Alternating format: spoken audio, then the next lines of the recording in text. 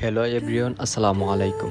ঈদের 2 দিন পর আমরা 4 বন্ধু মিলে চলে এসেছি নেত্রকোনা কলমাকান্দা উপজেলা পাঁচগাঁও, বঙ্গটিলা ও পাতলাবন এলাকায়। প্রকৃতির সৌন্দর্যে ঘেরা এই জায়গাগুলো সত্যি মনোমুগ্ধকর। এক পাশে ভারত, অন্য পাশে বাংলাদেশ, আর মাঝখানে সবুজ পাহাড়। তবে দুঃখজনক বিষয় হচ্ছে এই বঙ্গটিলাটি আমাদেরকে বেশি আকৃষ্ট করেছে।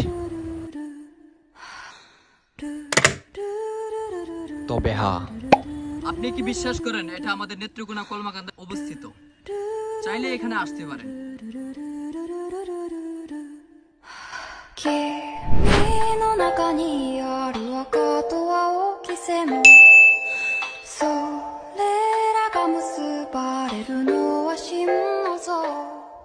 এই পাহাড়ে চূড়ায় দাঁড়িয়ে চারপাশের দৃশ্য দেখলে মনে হয় যেন প্রকৃতি নিজ হাতে এঁকেছে এক জীবন্ত ছবি, যা দেখার কোনো শেষ নেই। পাহাড়ের অপরূপ সৌন্দর্য উপভোগ করার পর চলে এলাম স্থানীয় বিখ্যাত আম ভর্তা খেতে। এই দিকে আমার বন্ধুর হাসি দেখে মনে হয় সে নিজেকে আর সামলাতে পারছে না।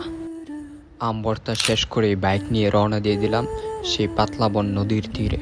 চলতে চলতে চলে এলাম নদীর অপরূপ দৃশ্য উপভোগ করতে।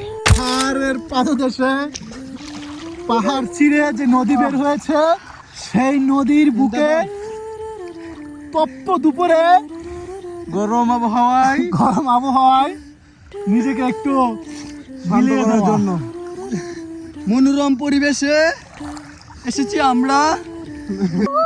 পানি এত গরম কেন ভাইয়া?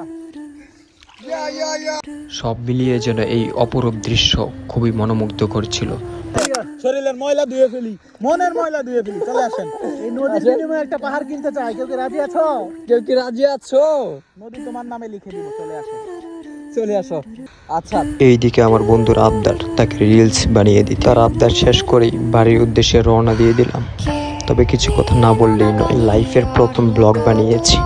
যদি কোনো ভুল হয়ে থাকে ধরিয়ে দিবেন, আর যদি ভালো হয় তাহলে উৎসাহ দিবেন।